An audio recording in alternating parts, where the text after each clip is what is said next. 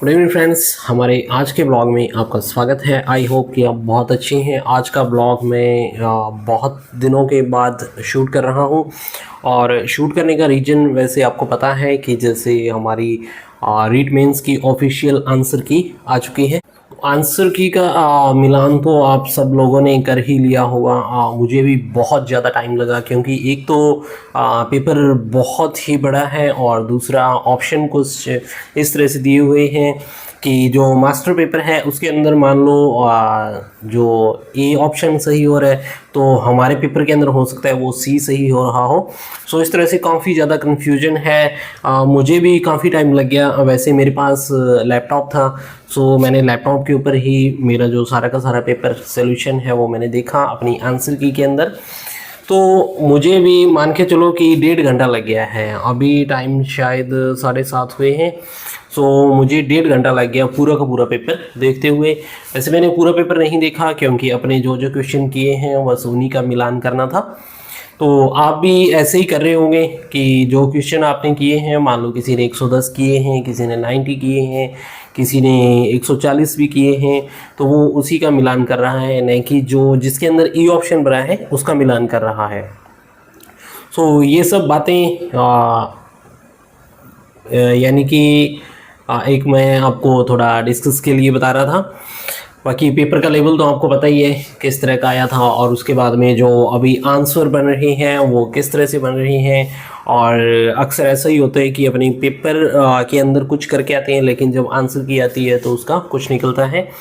सो हो सकता है आपने पहले कहीं पे मिलाए हों किसी इंस्टीट्यूट से, तो आपके अप भी जा सकते हैं, डाउन भी जा सकते हैं, लेकिन मेरे साथ तो ऐसा हुआ नहीं क्योंकि मैंने मिलाए ही नहीं थे। अब मैंने मिलाए हैं। सो मैं तो फाइनल आंसर की वेट कर रहा था, तो फाइनल आंसर की के बाद में ही मैंने मिलाने हैं। जैसे मैंने आपको पहले उन ब्लॉग्स के अंदर बताया था, जब अपने एग्ज़ाम के बाद में मैंने ब्लॉग बनाए थे तो उसके अंदर मैंने क्लियर कर दिया था कि मैं किसी इंस्टीट्यूट से नहीं मिला रहा। हाँ, जितने किए हैं वो दूध का दूध पानी का पानी हो जाएगा। अब ये तो कह नहीं सकता कि मेरा पेपर बहुत अच्छा गया है। अब जैसा आप सभी का गया है वैसा ही मेरा गया है। सो पेपर लेंथी था, ये तो आपको सबको पता है। और मेरिट वगैरह तो अब बोर्ड ही डिसाइड करेगा, क्योंकि यूट्यूब के ऊपर तो बहुत से विद्वान बैठे हैं जो मेरिट बताएंगे, लेकिन उन सबको आपने नहीं मानना, किसी की बात सुन के डिमोटिवेट नहीं होना। लेकिन एक बात ये है कि आप आगे की तैयारी स्टार्ट कर सकते हो। अभी 2 महीने होने वाले हैं एग्ज़ाम को, तो आप आगे की तैयारी स्टार्ट करो।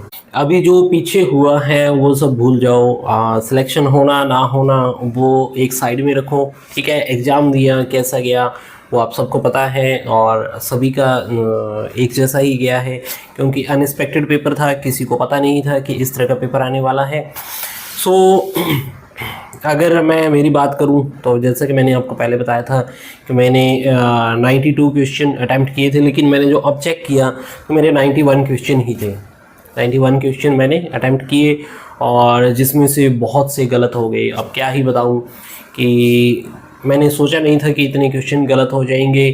लेकिन वो होता है ना कि अपने पेपर का प्रेशर ही कुछ इस तरह का होता है कि अगर आप पेपर के अंदर मान के चलते हो कि आपके 10 सही हैं तो घर पे आके वो 15 से 20 हो ही जाते हैं। सो मैंने भी यही सोचा था। मैंने एक्यूरेसी के ऊपर काम किया था, टेस्ट वगैरह किए थे। हालांकि जो क्वेश्चन तो जिस टाइप के क्वेश्चन का मैंने टेस्ट किया था वो क्वेश्चन मेरे सही हैं। हालांकि जिनका नहीं किया था, आप जैसे कथन और कारण वाले, तो ये थोड़ा सा गलत हो गई। एक क्वेश्चन ऐसा था जो गलती से भरा गया और वो भी गलत हो गया।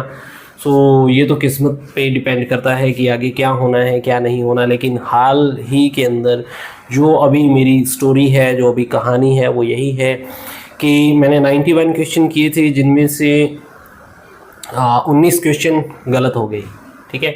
और पीछे कितने बचे? 91 में से अगर अपने 19 निकाल देते हैं तो शायद 72 और 19 का 1/3 6.33।